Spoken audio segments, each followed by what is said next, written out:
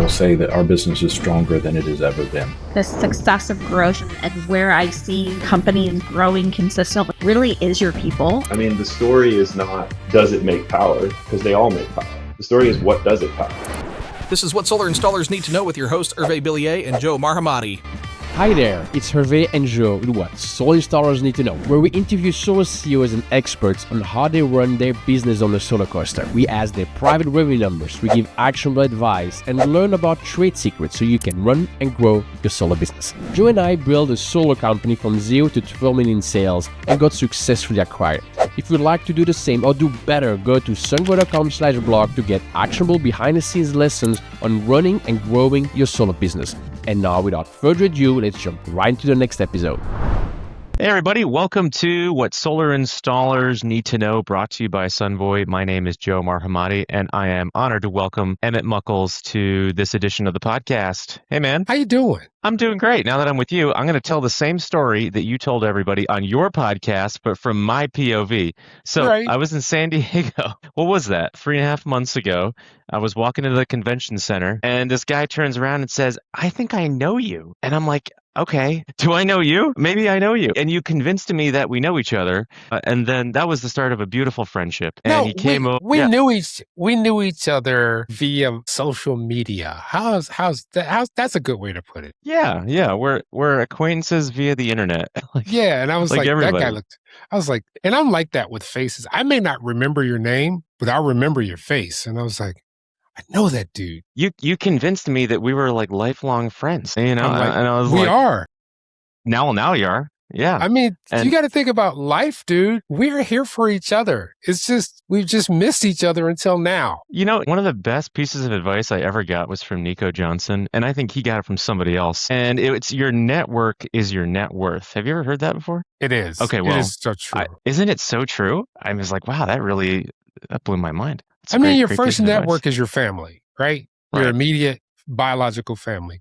When you need something, all you have to do is ask either your mom, your dad, your brother, sister, or your crazy uncles. You need your oil change, your crazy uncles will show you how to do it, right? You need or a tire change or a tire change, your crazy uncle will show you how to do it, right? But then once you hit 18, you have to develop another network, and that's what carries you through life. You know, a lot of times if you go to college, you join a fraternity or sorority. That's like the quick version of the network. Right. Or you're on a sports team. Quick version. For us nerds, we have to go the slower route. I'm talking about myself as the nerd. You might not be a nerd.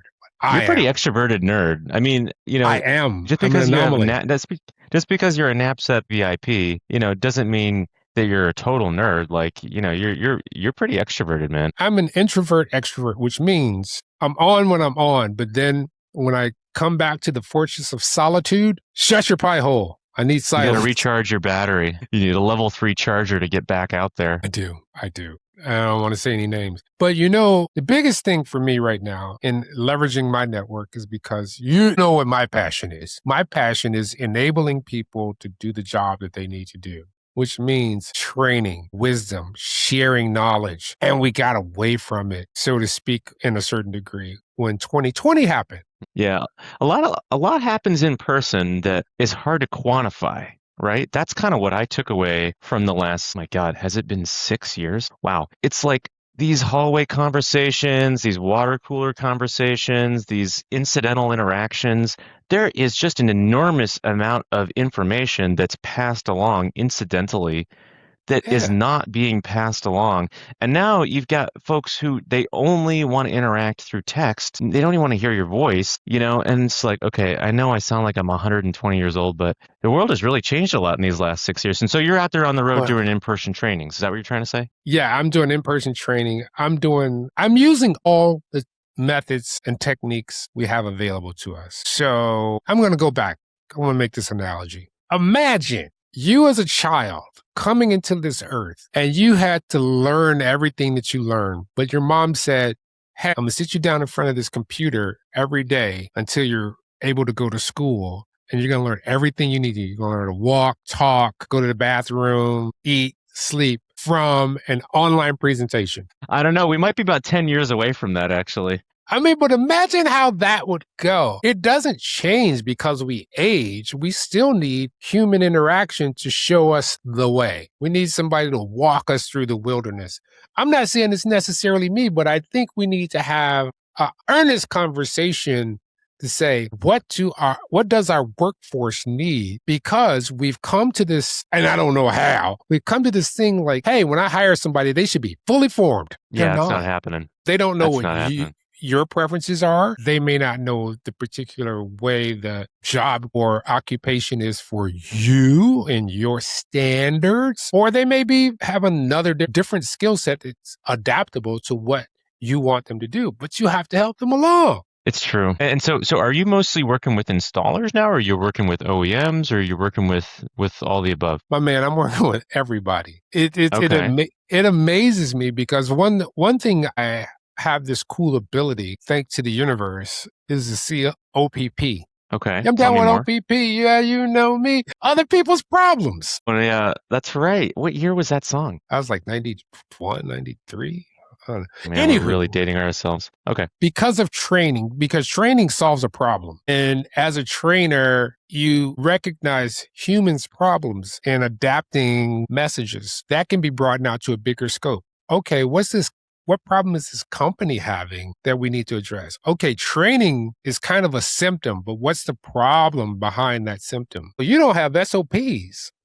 Like you don't have a procedure of how to do things. You don't have anything to tell the people that are already there that know how to do it if they're doing it right, because things change. It's so common. It's scary. Like, so when you see like a tip-top solar company that has like a training program and protocol and like the roof, the mock roof and the whole thing, what does that look like to you? Like, what's like the best solar training program you've seen from a company that's not Sunrun? That's like your median solar installer. I don't even know if Sunrun has a good training program actually. Sunrun had a really good program actually. They had a top notch, and they were investing in people. They had, and I'm just using them as an example. They had, because I was a trainer there, we had a 45-degree pitch roof. Whoa. Yeah. That was the starter roof? No, that was the work up too. We had a 22-degree pitch roof. Yeah. We had like a 15 that was on a roll cart. So you started on the 15, you moved up to the 22, then really got to understand how your harness and everything works, because you had to tie in. You had to use a hook to get up to the top. Then you had to tie in your harness so you could put an array on this training roof that's 45 degrees. Wow. Okay. So this is my experience running a solar business. You install your first few projects, you hire your first few guys, and then it's on the job training. This is how you do it. And then they train the next guy, and then they train the next guy, and then they train the next guy. And it's all kind of ad hoc. Like you say, there's barely any SOPs. Everyone's just training the trainer. I'm sure that's like most of what you see. So when you come into a solar business like that, that's kind of what's going on. Do you have something like off the shelf that you can hand them that's like, here's a training program and here's how you do it? Okay, so what does that look like? So that looks like the basics, the very basics. You should know the why and understand the why and understand the how. It's not just Legos. Okay, this has 6 dots that protrude up, and this has 6 receptacles, so that goes together. Anybody can do that. If you need to troubleshoot, or if you're installing, you're like, it's not working, you need to know the why. So you need to start off with the math, the Ohm's law, which is very simple. And you make it really simple for people to understand how modules go together, how an array is built, what an inverter is for, yada, yada, yada, yada. Get the basics out the way. Then you get into, that's why we're plugging these things together. That's how the inverter works. Oh, this is why we have this many modules. This is why we have racking, so it doesn't fly off the roof when tornado season comes, or when it doesn't crash down because we got a snow load. There's just tons of stuff. But yes, there's a fundamental program that is available. But most of my work has been in commercial, believe it. Okay. Because that's really hard. Commercial stuff, when you're putting up even 500 kW, try to get it as efficient as possible, right? So that you're installing in the number of days you expect, and you don't have the unknown unknowns. And I mean, those projects are really challenging, especially if you're coming from residential, right? No, well, like I said, I'm a nerd for this stuff. It really wasn't a hard transition But most of mine, because I come from a troubleshooting background, I worked in tier 3 automotive and electronics where I built systems, repaired systems and things like that.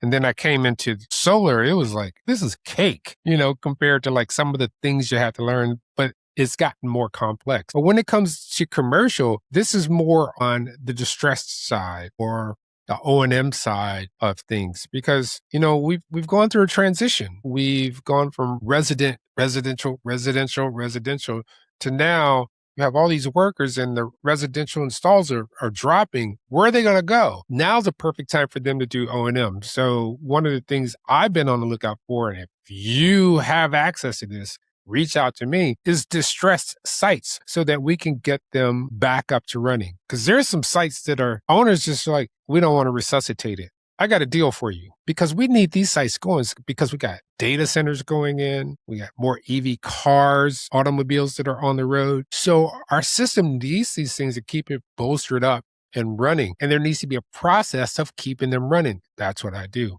whether it's training or just take it over. What does take it over mean? Give it here.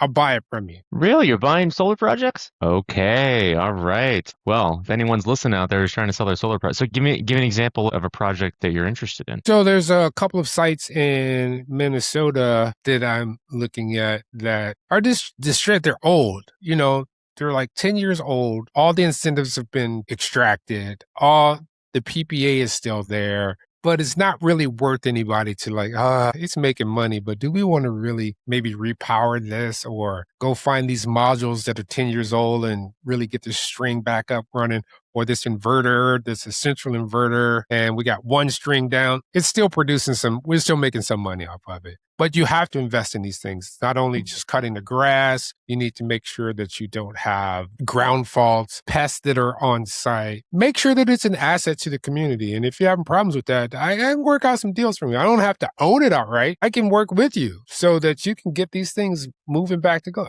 Hey man, I am moving. I am very committed to this industry, so much so. You ready for it? Ready. I've been looking for the underserved communities. It's not what you think. You know what's the most underserved community in solar? Real estate agents. I know. Oh my God. I tried so hard to tap this market in my own solar business, but it's difficult, right? Because they're like anybody, their mind is focused on selling their core product that they know, right? So trying to get anybody to sell this other thing that's not their thing, that's kind of technical. It's actually, I found it really hard, but maybe the industry has shifted. Because Tell me. This is what I thought about. You thought about it from your point of view. You didn't think about it from their point of view. Yeah. So I said, let me sit out here with the sun basking on my face in my morning coffee. How could I help real estate agents? And I was like, what's their pain point? Their pain point is the fact that they don't know contracts. They don't know PPAs. They don't know leases. They don't know equipment. They don't know the red flags. So they try to avoid them when they try listing or buying a house. So I made a course that walks them through this so they can go, oh, that's that. I need to check this. I need to check that. So when they get to their customer, they can say, we're good to go, or you need to do this so we can move forward. Is that a heat spring course? Where do you find that? You can find it on MREA. It's being released this week. I know I'm dating this, but it'll be released in the month of June. Okay, so a real estate agent would sign up for this course, and then they would understand the ins and outs of residential solar. They would understand what a PPA is and what it does. They will understand what PACE loans and how they adapt to the solar. They will understand how to talk to appraisers. They will understand how to navigate. They will understand the difference between a own system, a lease system, and a power purchase agreement. They will understand that they have to roll in the EV vehicle because it may be tied to the PV system and it may be leased or loaned or something like that. These are all the things that throw the deal off when they get to the table. Like, you mean after we sell this house, after you purchase this house, somebody's going to come and tear your roof up and take off everything because they don't want to pay. Or, there's a bunch of scenarios that can happen out there and they need to be ready for that. So what's your opinion on the third party owned? Because, I hear all sides. The companies I generally work with and my, community, the amicus kind of community, I think tends to be kind of against it, pro cash and loan and own your own system. But then with all the changes in the tax code, obviously the momentum is moving in the direction of third party owned just because of the deals that homeowners can get, the ROI relative to owning their system, but then they have the liability of this thing that they don't own on their home when they go to sell it. And so this is big divide in the industry about whether this should even be a thing, whether you should even be talking to customers about it. What is your view? If you're going to be in your house for 20 some odd years, I think it's like the next level, a different level of PPA. It's a different fintech, financial tech that keeps us viable. Outside of that, I am a direct proponent of ownership. That's one of the problems that we're running into is that we haven't figured out how to structure deals so that they're affordable. Think about it like this. Somebody pays 60 grand for their car, right? They pay $700-800 a month. I don't know because I own my car. That's a lot. That's an expensive car, but I guess some people are paying that much. That's average, my man. No, get out of here. 60,000 is the average for a car now? If you go get a truck, a F-150, you're going to spend 60 grand easy. Wow. Prices have gone up on vehicles. Okay. Plus you have insurance, but they lay you out a contract. You're going to pay this much for this many years, I think this is part of the problem. We look at the life expectancy of a PV system and say, we're going to base it on that. No, base it on recoup quick. 5 to 10 years, you finance this system. That's how much it costs. Then the prices would start, the labor prices and all that would start to adjust. So if it works for you, that's great. If it can lower your bill, if it can save you some money in the short and long run, great. If it is not the right financial instrument for you, I'm against it. Mm-hmm. And it's like the difference between, hey, and I'm going to use the car analogy because I'm from Detroit. Do you want to lease your car? Do you want to own your car, or do you want to go to Enterprise and rent one when you need one, or do you just want to Uber? Sure, but this is something on your house, right? So it's a little bit different because you might need to sell your house sooner than you think, or you might need to move for reasons that you don't understand. And so It is a little bit unique in that way. Yes, people aren't in their houses for 30 years anymore. No. People are in their houses maybe 10, 15. And then you have to think about it like this. Let's say Joe buys a house. Joe has a spouse. Joe has 2 kids. They are 1 year old and 5 years old. In 15 years, they're going to be 16 and 21 and be out of there. All of a sudden, your house is huge. You're like, why am I still in this gigantous house? Let's downsize, or let's get something that fits our life. Let's get a 2-bedroom instead of a 4-bedroom. In 15 years. So if you got solar year and it's a PPA or a lease, you have to figure out, okay, how do we navigate this? Can we pay it off? Can we transfer it? Because just because they qualify for the home doesn't mean they're going to qualify for the PPA. Okay, but you're a self-proclaimed nerd. You're an AppSec guy. I want to talk about how to get the price of solar down so that everybody can afford to buy a cash system at sub $2 a watt. What is the number one way that you come in and help installers reduce their operational costs, get more efficient in the field so that they can get to $2 a watt, so that they can sell everybody a 5 to 10 year payback time? So you have to get your process down. You have to see where you can cut. Where are you from an operational standpoint? Where are you paying out the most? Is it labor? Is it on the roof labor? Is it pre-labor? Is it inspection labor? And if you start to nip at each one of those areas, think about the process. Or is it sales commission? Or is it on the finance side? Are you having to pay fees? You have to look at every area and see where it's just like your house, your own home, your own life. You have to look at it and say, what is my budget? And how can I cut these costs? I'm not just going to look at, okay, we go to DoorDash like 2 times a week. Okay, that's a smidget of it. We also leave all our lights on all night long. We leave the water running. And, look at the process. And that's where you start to make incremental changes to lower your costs. Because some costs you can't really change. You can't change how much an inverter modules are going to cost, especially now. Yeah. So use those as fixed costs and then look at the variability of what you can control. Where are you wasting stuff? How much are you throwing away? Go in the solar company. I dare somebody to do this. Go to the trash bin. It's a lot of wasted wire in there, right? A lot of wasted wire, metal. Are you Conduit. converting that? Do you have somebody coming up, picking that up and paying you for it? Should be. These are all little things. Or how many of the mounting brackets can you sweep up off the floor in the warehouse? Okay, but that's not going to get us to $2 a watt. I want you to tell me about a real life story. No. Where you went into a solar company and saved them some, like, what's the number 1, 2, and 3 things of we're going to go back. We're going to go back. Okay. You ready? It's really simple. Yeah. Standardized procedure. Yeah. That's the biggest thing you see. It's everything's ad hoc all over the place. People running around with no SOPs. Standardized procedure, training. Yeah. If your people aren't trained, if they don't understand the process, they're going to waste money. They're going to waste time. Time is going to cost you money. If you don't have something for them to look at, they're just going to, or something to read, guideposts, they're going to do it themselves because they're trying to impress you. Hey, we got this done and it's working. It's working right now. Here's a funny thing. Many large solar companies, installation companies, I'm talking about the big boys, they're not solar installer, they're service companies. You know why? Because they get it installed, then they have to send somebody back out to get it to work. That's sad. Why? Why? That seems like very inefficient. Have they just calculated that actually is better for their bottom line? Because they got to get the commitment. Just think about it. If somebody says to you, Joe, we're going to get you this nice new dishwasher. You're like, cool. When will it be here? Tuesday. All right, well, we need you to put 50% down. Okay. Tuesday comes, you've put 50% down and you don't see your dishwasher. You don't even see the truck in the neighborhood. You're going to be upset. Sure. So if you got salesmen that are out here and they're like making these promises, those people, at least even if they sign, they want to see their bill go down. And the promise of that is seeing people on their roof or at least the truck in the neighborhood.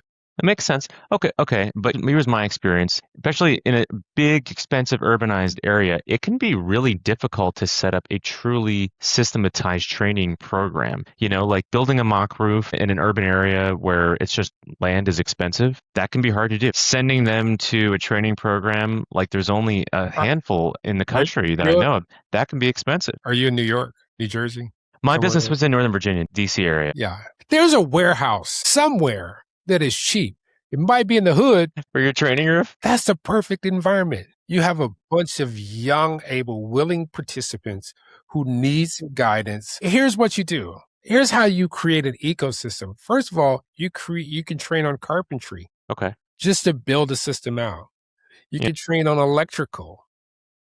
You can train on organization. You can train on leadership. And who do you get to do it? There's, especially in urban environments, there's always workforce development places that are looking to get people who are trained or have exposure. So that could be just part one. So these mock roofs, they don't last. They need to be rebuilt. Right. You're creating a job just for training, and those people who started the job will be training the next people to take their place because they're going to take the training for the stuff that they built.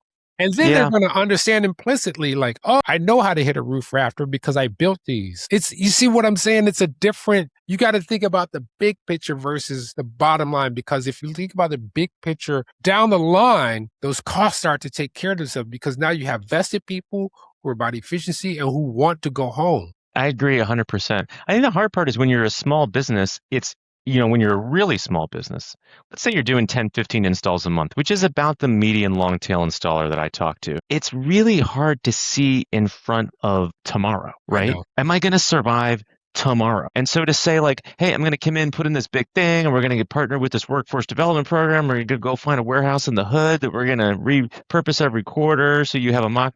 I mean, it's really difficult to do that until you have the scale where you can think to next quarter, right? This is where community comes into play. So this is when you, Joe, and Emmett lives in Maryland, so to speak, where you go, like, you and I got the same freaking problem. How can we come together to make this problem go away or make it subside, go away? It's community. Think about Amicus O&M. You talked about them earlier. I'm sure if they get together, I think once a month and talk about their problems and shared problems and come up with solutions. This is what's built America, small business, mom and pop shops, farmers. If they could do that, then we need to get away from this, hey, I got my screen, I'm divided from everybody, to, hey, every Saturday, once a month, I meet with this other solar guy who's 7 counties away. And then like 3 months in, he brought this guy that he knew, and I brought this other guy. Next thing you know, you have a community and you're solving problems together.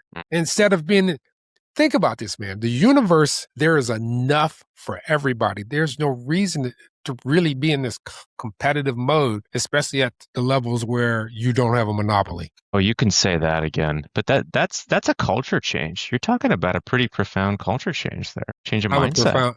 I'm a profound guy, don't you know? I mean, I've been on a lot of those Amicus O&M calls actually, and I love the vibe. I love the intentionality. It can be difficult to translate to some businesses. So I'm curious, how do you get into that, like culture shift within a solar business so they can think a little bit more long term? You have to, but it takes a long time. So a lot of my contracts are like 3 months, 6 months. Mm-hmm.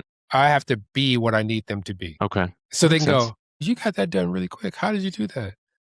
I was like, remember when we worked together? Remember when we worked with Phil over there and we got this done? Remember how we did this? Remember how you told me about that thing and then we did it? And they're like, yeah. I'm like, remember, I'm supposed to be the expert, but you came up with the solution and we made it happen. I got you. Sounds like you should start a solar business. No. Have you ever thought about that? I did. There needs to be one where I live because per capita, the amount of electric vehicles, EVs, is crazy. I live in a town of 35,000 people. I literally see more Teslas, Rivians, and those little e-scooters, the ones that are really fast, that charge off electricity, more than I've seen in San Francisco or California. And I live in Indiana. I'm in Valparaiso, Indiana. Okay. I got some installers in Indiana. I'll tell you after the show. Yeah. I probably trained them at one point or another. You probably did. Because I was with Fronius for a long time. Okay. Tell us more about that. I was their master trainer for the Americas. So when I came there, this was my inroads into the solar industry. I started working at Fronius because a friend of mine that I worked with in the casino business was like, hey, man, I need a social nerd like you. No, yeah, I'm good. I was working in cytometry, which is you shoot blood cells through a tube, analyze them with lasers so you can see anomalies. I had done some other stuff before that. And I was like, he was like, no, please. It took me like 7 months to get me on boards. So I'm trying to learn what inverters are. And I take one out of stock and I'm taking it apart. And I realized something. I'm like, this thing's a big car amplifier. Because I used to repair those back in the day when I was like in my 20s or something like that. Because you take DC from a car battery, boost it up through high frequency switching to get your rails for your amplification, which is negative and positive. Same concept, very similar concept. And during that process, I come into my boss and I'm like, I got a question for you. He's like, yeah, what is it? I'm like, why do you ship out whole inverters or partial inverters? Why don't you just ship them apart? He's like, because they don't know how to put it in. I was like, why don't we just train them? He was like, then he had a smile on his face. He was like, that's why I hired you, because I knew you were going to figure out what we needed to do. And so I created the Fronius Service Partner Program, where you came in, you got trained in depth on the inverter. You took it down to the frame, and then we explained every part, and then you put it back together. And then I kicked you out the room and I turned into mayhem, and I would bug each inverter and they would have to fix it. And I always made sure I did this right after a heavy lunch. Wow. So that sounds like a great job. Why did you leave that job? Let's not go there. How many lives have you lived? A lot. Okay. But you're going to stay in the solar industry, right? Because I love this. Need more people like you. I love this industry. Isn't it fun? Love it. I mean, that's why I'm looking for what problem can I solve? That's what I'm looking for. Okay. So who are you working with now, and where can people find you if they want to work with you? I can't disclose due to NDAs. Who am I? That's the types of people you're working with. So I'm working with some manufacturers as a trainer on the operation and maintenance side for 250 kilowatt and up inverters. training people on how to maintain them in the field. Of course, I'm working with NAPSEP as a trainer, delivering content and coming up with new ideas, looking at the market. MREA, that's who we have the real estate course that's being released this month through for real estate agents. And then there's people who just call me for, I need this and I need that and I need this. Emmett, I got this problem. That's my first question. What problem are you having? And it's either, so you might want to go see so-and-so, or I can help you with that. All right. Well, this is a public service announcement for all solar installers. I know that you have inefficiencies, and I know you don't have SOPs because I had inefficiencies and I didn't have SOPs, or at least not as many as we should have had. We had some SOPs. And so you need to call Emmett Muckles right now so that you can get your business in line, scale sustainably, get some SOPs and training in place, get more organizational efficiency, because there's really not many guys out there like you doing this, who know their stuff, who have worked for the manufacturers, who've got the kind of Six Sigma sense that can kind of make a business more efficient and scale sustainably. And I'll just say this as we wrap up. I don't even think I got to any of my questions. That's how interesting you are.